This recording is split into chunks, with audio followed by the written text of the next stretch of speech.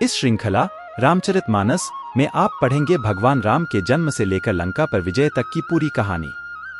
आज पेश है इसका 28वां खंड। भयंकर युद्ध जारी है। उधर से रावण ललकार रहा है और इधर से अंगद और हनुमान, राक्षस और रीछ वानर अपने अपने स्वामी की दुहाई देकर लड़ रहे हैं। ब्रह्मा आदि देवता और अनेकों सिद्ध तथा मुनि विमानों पर चढ़े हुए आकाश से युद्ध देख रहे हैं। दोनों ओर के योद्धा रणरस में मतवाले हो रहे हैं। वानरों को श्री राम जी का बल है, इससे वे जयशील हैं, जीत रहे हैं। एक दूसरे से भिड़ते और ललकारते हैं और एक दूसरे को मसलमसल पृथ्वी पर डाल देते हैं। वे मारते, काटते, पकड़ते और पछाड़ देते हैं और सिर तोड़कर उन्हीं सिरों से दूसरों को मारते हैं। पेट फाड़ते हैं, भुजाएं उखाड़ते हैं और योद्धाओं को पैर पकड़कर पृथ्वी पर पटक देते हैं। राक्षस योद्धाओं को भालू पृथ्वी में गाड़ देते हैं और ऊपर से बहुत सी बालू डाल देते हैं। युद्ध में शत्रुओं से विरुद्ध हुए वीर वानर ऐसे दिखाई पड़ते हैं मानो बहुत से क्रोधित काल हों। क्रोधित हुए काल के समान वे वानर खून बहते हुए शरीरों से शोभित हो रहे हैं। वे बलवान वीर राक्षसों की सेना के योद्धाओं को मसलते और मेघ की तरह गरजते हैं। डांटकर चपेटों से मारते, दांतों से काटकर लातों से पीस डालते हैं। वानर भालू चिघाड़ते और ऐसा छलबल करते हैं जिससे दुष्ट राक्षस नष्ट हो जाएं। वे राक्षसों के गाल पकड़कर फाड़ डालते हैं, छाती चीर डालते हैं और उनकी अंतड़ियां निकालकर गले में डाल लेते हैं। वे वानर ऐसे दिख पड़ते हैं मानो प्रहलाद के स्वामी श्री नरसिंह भगवान अनेकों शरीर धारण करके युद्ध के मैदान में क्रीड़ा कर रहे हों।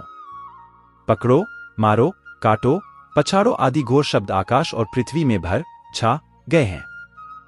श्री रामचंद्र जी की जय हो, जो सचमुच तृण से वज्र और वज्र से तृण कर देते हैं, निर्बल को सबल और सबल को निर्बल कर देते हैं।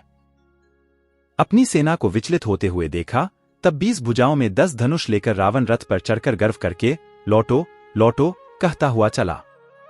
रावण अत्यंत क्रोधित होकर दौड़ा। वानर हुंकार करते हुए लड़ने के लिए उसके सामने चले। उन्होंने हाथों में वृक्ष, पत्थर और पहाड़ लेकर रावण पर एक ही साथ डाले।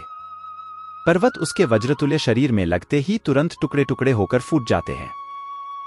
अत्यंत क्रोधी रणोन्मत्त रावण रथ रोककर अचल खड़ा रहा, अपने स्थान से जरा भी नहीं हिला। उसे बहुत ही क्रोध हुआ। वह इधर उधर झपटकर और डपटकर वानर योद्धाओं को मसलने लगा। अनेकों वानर भालू, हे अंगद, हे हनुमान, रक्षा करो पुकारते हुए भाग चले। हे रघुवीर, हे गोसाईं, रक्षा कीजिए, यह दुष्ट काल की भांति हमें खा रहा है। उसने देखा कि सब वानर भाग छूटे, तब रावण ने 10 धनुषों पर बाण संधान किए। उसने धनुष पर संधान करके बाणों के समूह छोड़े। वे बाण सर्प की तरह उड़कर जा लगते थे। पृथ्वी, आकाश और दिशा विदिशा सर्वत्र बाण भर रहे हैं। वानर भागें तो कहां? अत्यंत कोलाहल मच गया। वानर भालुओं की सेना व्याकुल होकर आर्त पुकार करने लगी, हे रघुवीर, हे करुणासागर, हे पीड़ितों के बंधु, हे सेवकों की रक्षा करके उनके दुख हरने वाले हरि। अपनी सेना को व्याकुल देखकर कमर में तरकस कसकर और हाथ में धनुष लेकर श्री रघुनाथ जी के चरणों पर मस्तक नवाकर लक्ष्मण जी क्रोधित होकर चले। लक्ष्मण जी ने पास जाकर कहा, अरे दुष्ट, वानर भालुओं को क्या मार रहा है? मुझे देख, मैं तेरा काल हूं।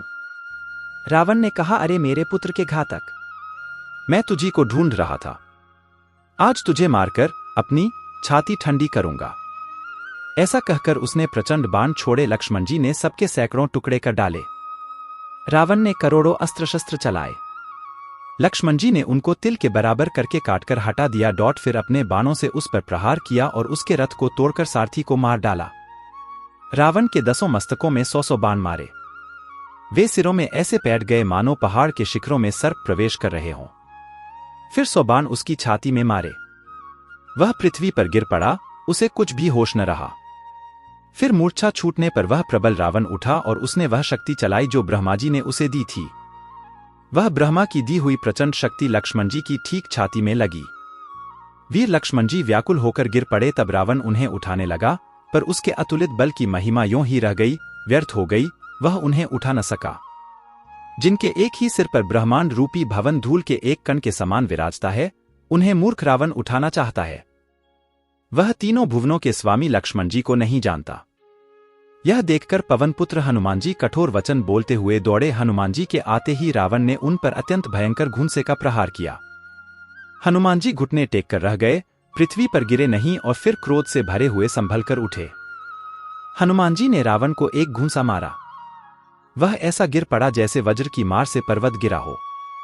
मूर्छा भंग होने पर फिर वह जागा और हनुमान जी के बड़े भारी बल को सराहने लगा।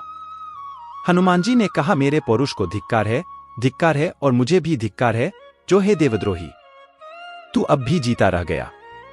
ऐसा कहकर और लक्ष्मण जी को उठाकर हनुमान जी श्री रघुनाथ जी के पास ले आए। यह देखकर रावण को आश्चर्य हुआ। श्री रघुवीर ने लक्ष्मण जी से कहा, हे भाई, हृदय में समझो, तुम काल के भी भक्षक और देवताओं के रक्षक हो।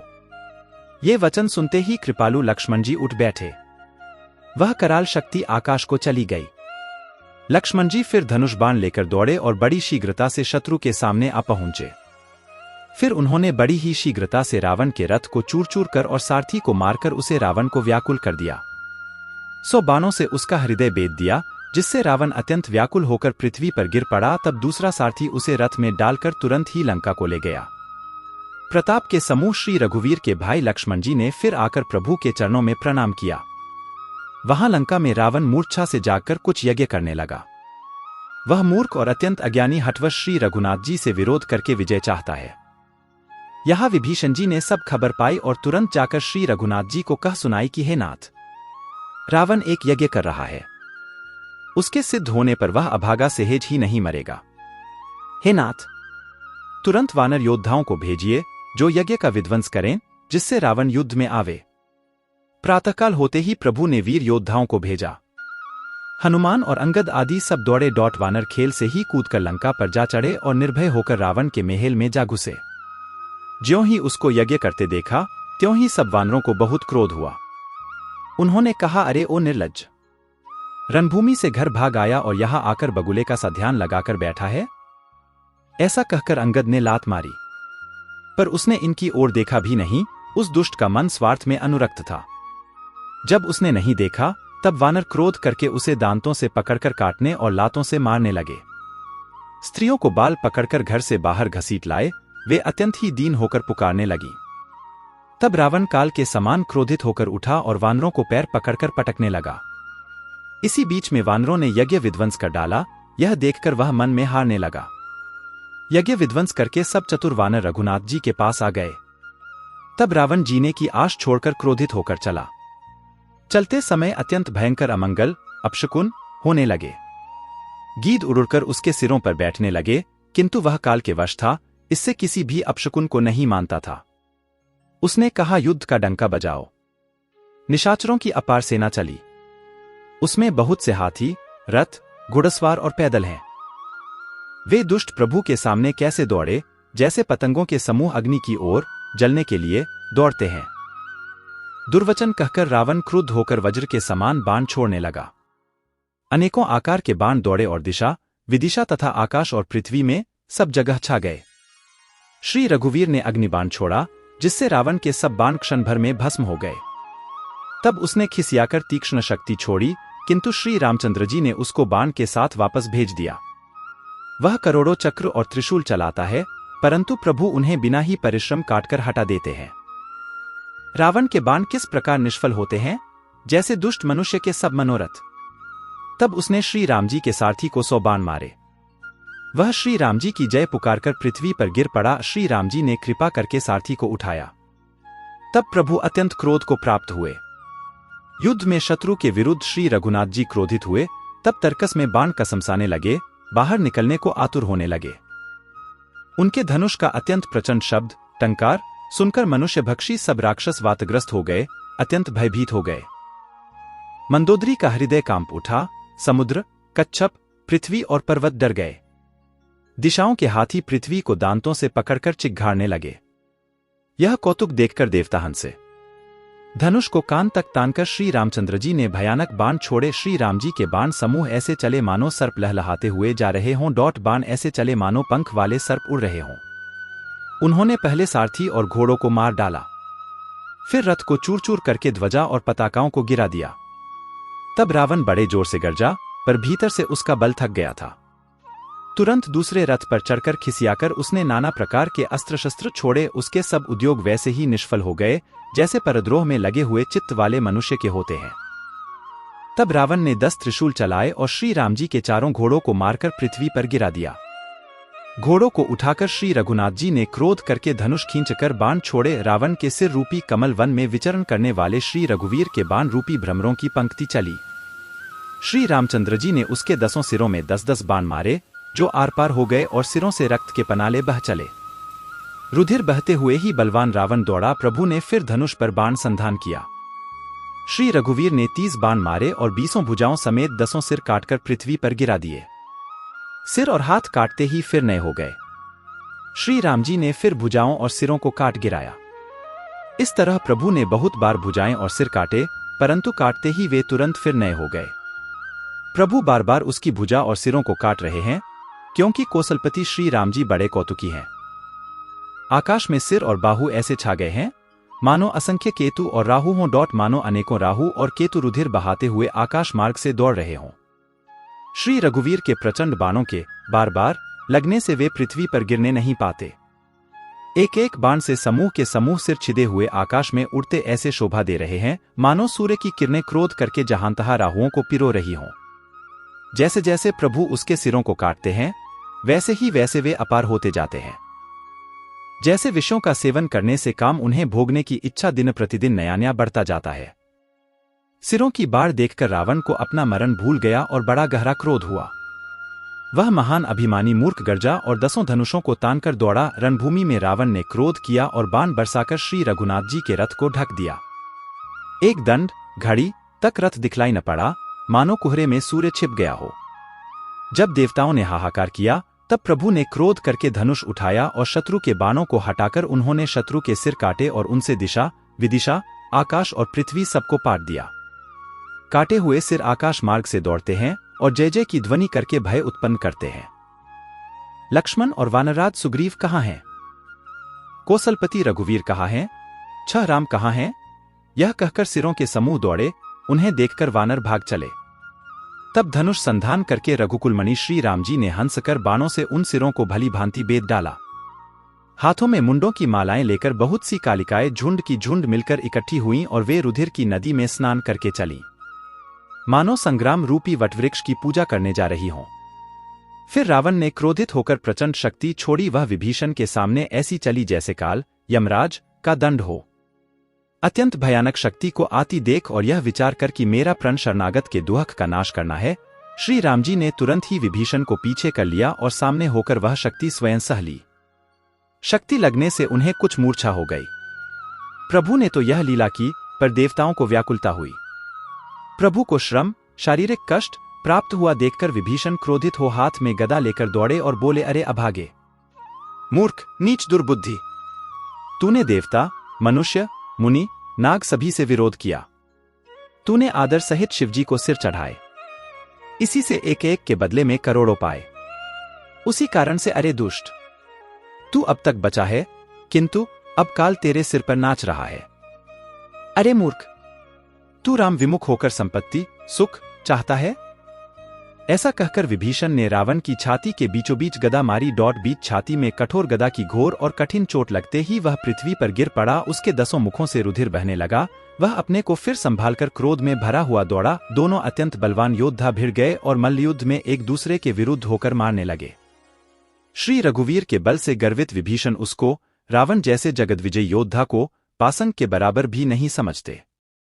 विभीषण क्या कभी रावण के सामने आंख उठाकर भी देख सकता था?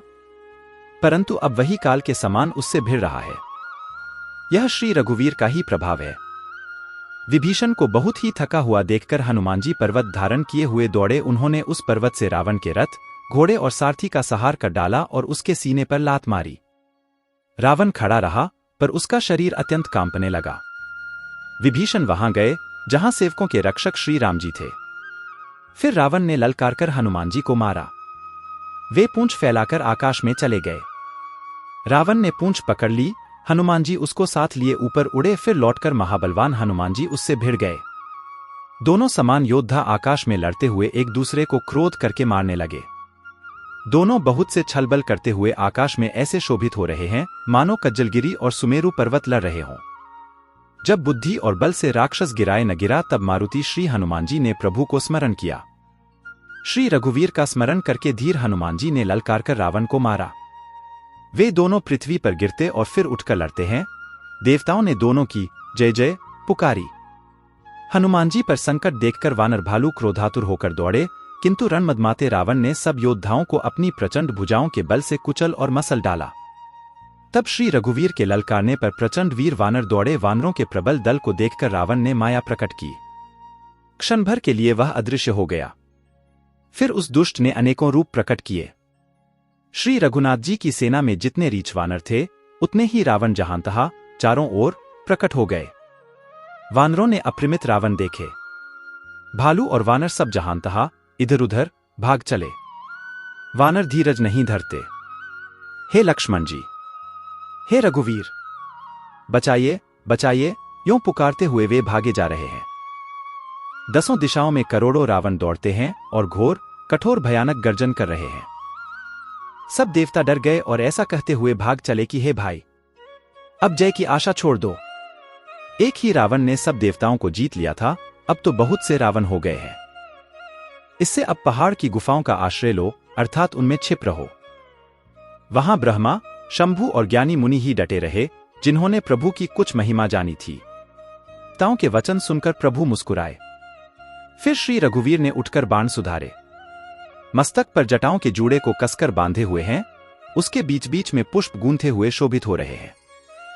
लाल नेत्र और मेघ के समान श्याम शरीर वाले और संपूर्ण लोकों के नेत्रों को आनंद देने वाले हैं। प्रभु ने कमर में फेंटा तथा तरकस कस लिया और हाथ में कठोर शार्गन धनुष ले लिया। प्रभु ने हाथ में शार्गन धनुष लेकर कमर में बाणों की खान अक्षय सुंदर तरकस कस लिया। उनके भुजदंड पुष्ट हैं और मनोहर चौड़ी छाती पर ब्राह्मण भृगुजी के चरण का चिन्ह शोभित है।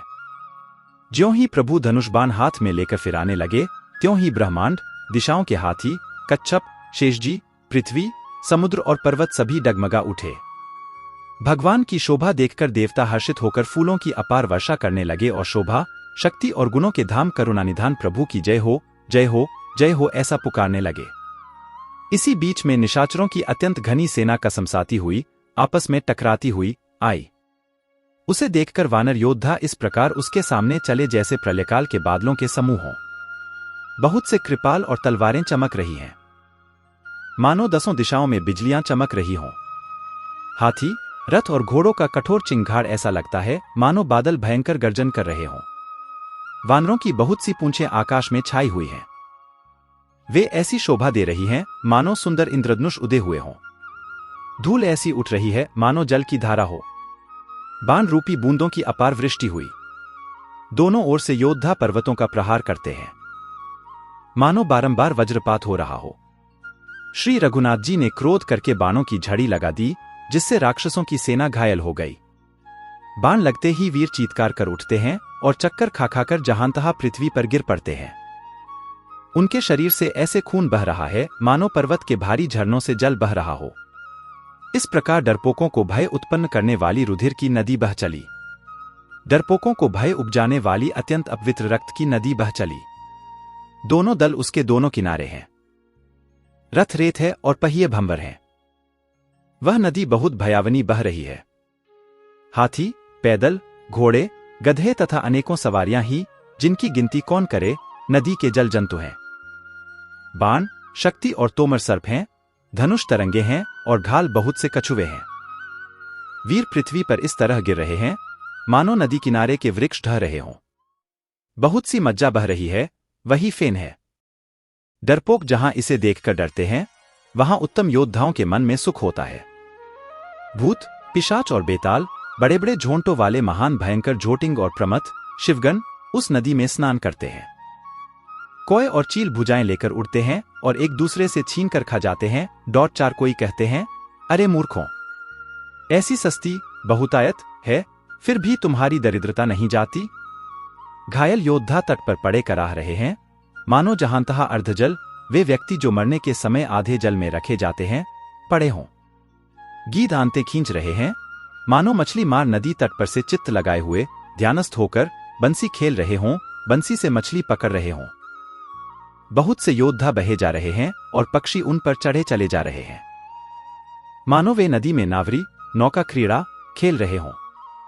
योगिनियां खप्परों में भर भर कर खून जमा कर रही हैं। भूत पिशाचों की स्त्रियां आकाश में नाच रही हैं। चामुंडाएं योद्धाओं की खोपड़ियों का करताल बजा रही हैं और नाना प्रकार से गा रही हैं। गीदड़ों के समूह कटकट शब्द करते हुए मुर्दों को काटते, खाते, हुआमुआ करते और पेट भर जाने पर एक दूसरे को डांटते हैं। करोड़ों धड़ बिना सिर के घूम रहे हैं और सिर पृथ्वी पर पड़े जय जय बोल रहे हैं। मुंड कटे सिर जय जय बोल बोलते हैं और प्रचंड रुंड धड़ बिना सिर के दौड़ते हैं। पक्षी खोपड़ियों में उलझुलझकर परस्पर लड़े मरते हैं। उत्तम योद्धा दूसरे योद्धाओं को ढहा रहे हैं। श्री रामचंद्र जी बल से दर्पित हुए वानर राक्षसों के झुंडों को मसले डालते हैं। श्री राम जी के बाण समूहों से मरे हुए योद्धा लड़ाई के मैदान में सो रहे हैं। रावण ने हृदय में विचारा कि राक्षसों का नाश हो गया है। मैं अकेला हूं और वानर भालू बहुत हैं, इसलिए मैं अब अपार माया रचूं। देवताओं ने प्रभु को पैदल बिना सवारी के युद्ध करते देखा तो उनके हृदय में बड़ा भारी क्षोभ दुहक उत्पन्न हुआ। फिर क्या था, इंद्र ने तुरंत अपना रथ भेज दिया। उसका सारथी मातली हर्ष के साथ उसे ले आया। उस दिव्य अनुपम और तेज के पुंज तेजो में रथ पर कोसलपुरी के राजा श्री रामचंद्र जी हर्षित होकर चढ़े। उसमें 4 चंचल, मनोहर, अजर, अमर और मन की गति के समान शीघ्र चलने वाले देवलोक के घोड़े जुते थे। श्री रघुनाथ जी को रथ पर चढ़े देखकर वानर विशेष बल पाकर दौड़े। वानरों की मार सही नहीं जाती। तब रावण ने माया फैलाई। एक श्री रघुवीर के ही वह माया नहीं लगी। सब वानरों ने और लक्ष्मण जी ने भी उस माया को सच मान लिया। वानरों ने राक्षसी सेना में भाई लक्ष्मण जी सहित बहुत से रामों को देखा। बहुत से राम लक्ष्मण देखकर वानर भालू मन में मिथ्या डर से बहुत ही डर गए। लक्ष्मण जी सहित वे मानो चित्र लिखे से जहां के तहां खड़े देखने लगे। अपनी सेना को आश्चर्यचकित देखकर कोसलपति भगवान हरि दुहकों के हरने वाले श्री राम जी ने हंसकर धनुष पर बाण चढ़ाकर पल भर में सारी माया हर ली। वानरों की सारी सेना हर्षित हो गई। फिर श्री राम जी सबकी ओर देखकर गंभीर वचन बोले, हे वीरो, तुम सब बहुत ही थक गए हो, इसलिए अब मेरा और रावण का द्वंद्व युद्ध देखो। ऐसा कहकर श्री रघुनाथ जी ने ब्राह्मणों के चरण कमलों में सिर नवाया और फिर रथ चलाया। तब रावण के हृदय में क्रोध छा गया और वह गरजता तथा ललकारता हुआ सामने दौड़ा। उसने कहा, अरे तपस्वी, सुनो, तुमने युद्ध में जिन योद्धाओं को जीता है, मैं उनके समान नहीं हूं। मेरा नाम रावण है, मेरा यश सारा जगत जानता है, लोकपाल तक जिसके कैद खाने में पड़े हैं। तुमने खर, दूषण और विराट को मारा, बेचारे बाल का व्याध की तरह वध किया। बड़े बड़े राक्षस योद्धाओं के समूह का संहार किया और कुंभकर्ण तथा मेघनाद को भी मारा। अरे राजा, यदि तुम रण से भाग न गए तो आज मैं वह सारा बैर निकाल लूंगा। आज मैं तुम्हें निश्चय ही काल के हवाले कर दूंगा। तुम कठिन रावण के पाले पड़े हो। रावण के दुर्वचन सुनकर और उसे कालवश जान कृपानिधान श्री राम जी ने हंसकर यह वचन कहा, तुम्हारी सारी प्रभुता जैसा तुम कहते हो बिल्कुल सच है, पर अब व्यर्थ बकवास न करो, अपना पुरुषार्थ दिखलाओ। व्यर्थ बकवास करके अपने सुंदर यश का नाश न करो। क्षमा करना, तुम्हें नीति सुनाता हूं, सुनो। संसार में 3 प्रकार के पुरुष होते हैं, पाटल, गुलाब, आम और कटहल के समान। एक पाटल फूल देते हैं, एक आम फूल और फल दोनों देते हैं, एक कटहल में केवल फल ही लगते हैं। इसी प्रकार पुरुषों में एक कहते हैं पर करते नहीं, दूसरे कहते और करते भी हैं, और एक तीसरे केवल करते हैं पर वाणी से कहते नहीं। श्री राम जी के वचन सुनकर वह खूब हंसा और बोला, मुझे ज्ञान सिखाते हो? उस समय बैर करते तो नहीं डरे, अब प्राण प्यारे लग रहे हैं। तो आज के लिए इतना ही, फिर मिलेंगे नेक्स्ट वीडियो में।